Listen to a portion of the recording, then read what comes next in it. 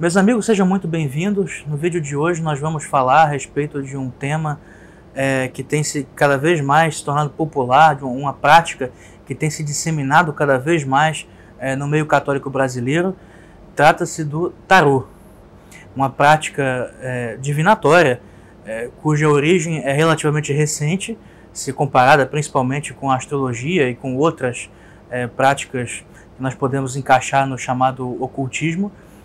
O tarô ele só recebe o seu tratamento formal e só começa a ser interpretado como uma prática divinatória, com regras próprias e com interpretações dentro de uma cosmovisão que nós poderíamos dizer mais ou menos neopagã, no final do século XVIII. Né?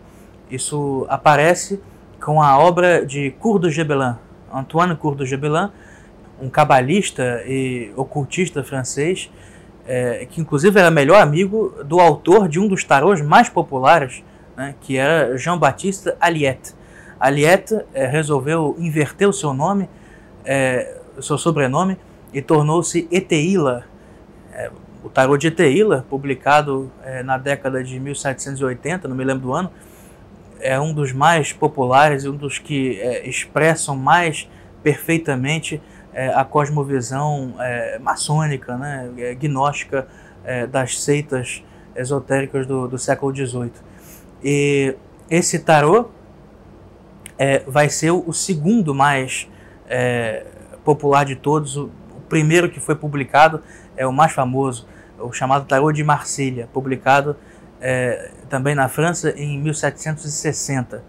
Portanto, é daí que data, né, o início do tarô, que vai ser interpretado de maneira ridícula por Cour de Gébelin, nesse livro aqui, que eu tenho, felizmente, completo, uma edição raríssima. Essa é a segunda edição da obra, Le Monde Primitif, o Mundo Primitivo, cujo título completo é O Mundo Primitivo analisado e comparado com o mundo moderno, considerado em diversos objetos, no que diz respeito à história, às moedas, os jogos, as viagens dos fenícios em torno do mundo, as línguas americanas, etc., ou dissertações misturadas. Ou seja, é uma mixórdia, é uma confusão, é uma obra típica de um período em que se buscava uma nova forma de conhecer o mundo na sua totalidade, ou seja, um substituto da cosmovisão cristã que já havia caído, que já não vigorava mais na sociedade. E Cour de Gébelin vai dizer que o tarô tem origem egípcia. Segundo ele, em egípcio antigo, a palavra taros, que segundo ele significaria caminho real, ele encontrou as origens dessa prática e, diz ele, misturando isso com mitos absurdos, diz que Hermes Trismegisto, uma figura também lendária, que aparece também em várias outras culturas, em vários outros textos esotéricos, uma figura que provavelmente nunca existiu, e que teria reunido em Alexandria os 17 sábios mais conhecidos de toda a Terra, e junto com esses sábios eles teriam pintado todas essas lâminas, né, que chamam as lâminas do tarô, os arcanos maiores, e esses 22 arcanos maiores do tarô seriam resumiriam sob a forma de símbolos toda a sabedoria dos antigos, de modo a, utilizando o vício, utilizando o vício do jogo de cartas, esses homens poderiam ter contato com alguma sabedoria da antiguidade. Bom, essa ideia obviamente esdrúxula e não só não é historicamente comprovada, como não precisa ser buscada, porque evidentemente isso é uma ficção, é uma invenção por parte de Cour de Gébelin, que desejava promover e difundir a prática do tarô, por qual o seu melhor amigo Eteila tinha já dado a sua contribuição também. Então é evidente que a origem não é essa. Na verdade, não se sabe qual é a origem histórica do tarô. Existem inúmeras discussões. Sabe-se que o jogo de cartas surge na China, provavelmente no século XI.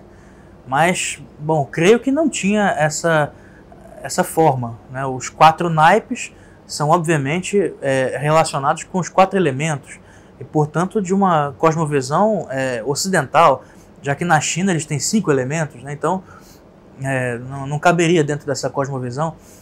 Então não se sabe, na verdade é essa. Alguns dizem que por meio de ciganos da Boêmia essas cartas foram impregnadas de algum conhecimento esotérico pagão e foram levadas ao Ocidente cristão. Bom, a tese historicamente mais provável, e existem certos indícios disso, é que o tarô, na verdade, tem como origem uma mistura entre o jogo de cartas mesmo, o baralho, e esses arcanos maiores que seriam cartas para a educação de crianças, pintadas no século XIV, XV, e que descreveriam diversas profissões, classes sociais, elementos da natureza, para a educação de crianças, como cartõezinhos, né? Que eram chamados em italiano de tarocco, né? Como até hoje eles chamam tarô, né? Então, a sua origem não é esotérica, mágica, divinatória, né? São cartas usadas para a educação de crianças, misturadas com um jogo, e para as quais se deu uma interpretação esdrúxula, e isso começa a se misturar com um simbolismo hermético, cuja origem em grande parte também é desconhecida. Existem alguns autores que tentam tecer relações entre a astrologia e o tarô, como por exemplo Raju Banzaf, né, que fez uma tabela de conversão entre os arcanos maiores do tarô e posições, né, e elementos de astrologia. Mas tudo isso aí você vê que é um esforço muito artificial.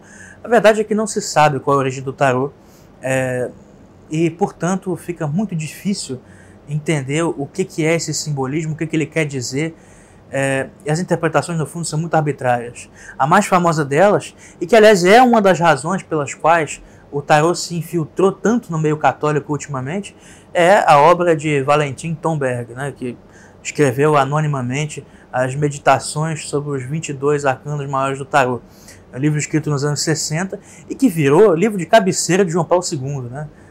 Pasmem, se impressionam com isso. Existe até uma foto de João Paulo II lendo esse livro, que eu recomendo que vocês leiam pelo menos a introdução, que foi escrita por Hans Urs von Balthasar, né, outro teólogo aí, modernista, um dos queridinhos do Vaticano II, está aí escrevendo apresentação de livro de tarô.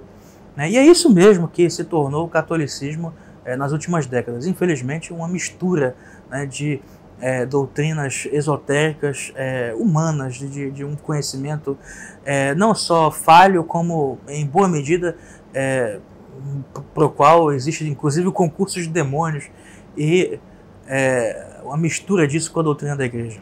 Né? Infelizmente é isso que acontece. Qual seria a validade de um conhecimento cuja origem histórica nós não conhecemos, de um simbolismo que é em grande medida arbitrário e cuja conversão com outros simbolismos já conhecidos também é arbitrária? Não existe conhecimento nenhum que se possa obter a partir do tarô. Né? Em grande medida ele é um repositório sim, de certos fatos históricos, certos conhecimentos históricos, e portanto ele pode ser o tema de uma pesquisa interessante para muitos, como por exemplo o tarô de Teila. Eu acho interessantíssimo que ele é uma expressão das doutrinas, da cosmogonia maçônica perfeitamente, né? Que é inclusive uma distorção em relação aos tarôs tradicionais, né? Aos decks de tarô tradicionais. Mas, pois bem, não se pode conhecer nada utilizando essas cartas.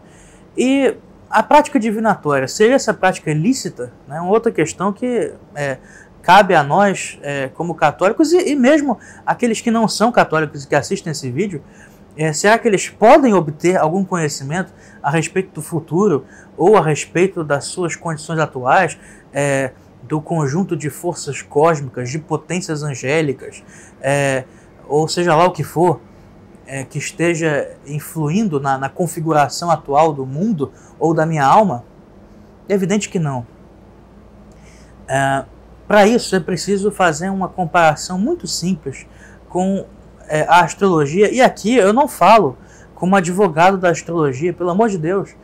É um tema muito complexo que eu tenho estudado já há vários anos e para o qual não tenho soluções definitivas. Eu sei que realmente isso é um drama de consciência para muitos, então não trato aqui como advogado da astrologia, mas é um conhecimento que é evidente, tem milhares de anos e acaba sendo muito mais sério e muito mais desenvolvido, uma técnica muito mais sofisticada. Quando você, o astrólogo, interpreta as efemérides, ele observa os planetas no céu, né, as constelações, os ângulos entre eles, em que constelações esses planetas estão, em que movimentos estão fazendo, se estão retrógrados ou não. Enfim, ele vai observar todas essas coisas e vai considerar o que acontece no céu como uma espécie de mapa para a configuração de forças cósmicas na Terra. Bom, se você acredita nessa tese ou não, aí o problema é seu, realmente, mas o que nós vemos aqui é que a premissa da qual partem os astrólogos, verdadeira ou não, ela é verossímil, ela funciona dentro de um sistema fechado. Pelo menos ela é autoexplicativa, ela se explica, né? Ela é coerente, para usar um termo mais exato. Agora, como se consultam as cartas do tarô? Você usa um mecanismo aleatório, né? Você dispõe uma série de cartas que você não está enxergando, você as coloca sobre uma mesa e quando vira as cartas você tem ali o resultado de qual seria o seu futuro, o seu destino, a resposta para uma pergunta que você faz. Bom, então é evidente que é você mesmo que está respondendo e usando um mecanismo aleatório. Então, das duas, uma, ou você está simplesmente apostando na aleatoriedade, né, ou então você está fazendo isso com um concurso de demônios. Porque é impossível pressupor que esse tipo de mecanismo possa dar algum conhecimento objetivo.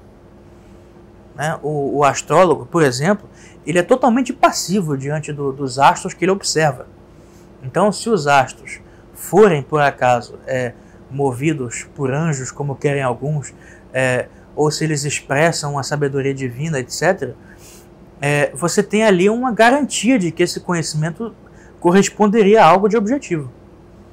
Mas com o tarô, não. Né? É simplesmente tirar a sorte. Né? Assim como culturas primitivas fazem com as runas, como fazem com búzios. São formas de adivinhação, desculpem os relativistas culturais, mas formas toscas de adivinhação e que não podem trazer conhecimento nenhum para o ser humano. E que se trouxerem alguma coisa, certamente por conta de alguma influência espiritual maligna. Eu não posso dar outra resposta. Então, é evidente, esse tipo de prática está caracterizado como adivinhação, coisa que já foi condenada por diversos concílios, por diversos documentos magisteriais da Igreja Católica. Então não é lícito a um católico praticar esse tipo de coisa. Não me venham com história de física quântica, da aleatoriedade, que não se sabe qual é a realidade, a posição de um determinado objeto até que você, o observador, interfira. Uma coisa não tem absolutamente nada a ver com a outra. Né? Nós não estamos, quando lidamos com cartas de baralho, não estamos no mundo quântico. Né? Uma coisa não tem radicalmente nada a ver com a outra. Então não há nenhuma justificativa, nem física, nem de qualquer outro tipo, que possa nos garantir um conhecimento válido por parte do tarô. Portanto, não é lícito, não há conhecimento ali, vocês estão perdendo tempo de vocês com isso. Se querem estudar o simbolismo do tarô, que o façam sob o ponto de vista histórico apenas, porque é um simbolismo em boa medida arbitrário, né, e que provém de várias fontes distintas. Então, realmente, nós nem sabemos o que significa aquilo. E é bem possível que não signifique nada, e que aqueles que se dedicam a essas práticas estejam simplesmente se enganando, perdendo as suas almas e perdendo a sua inteligência. Muito obrigado, meus amigos.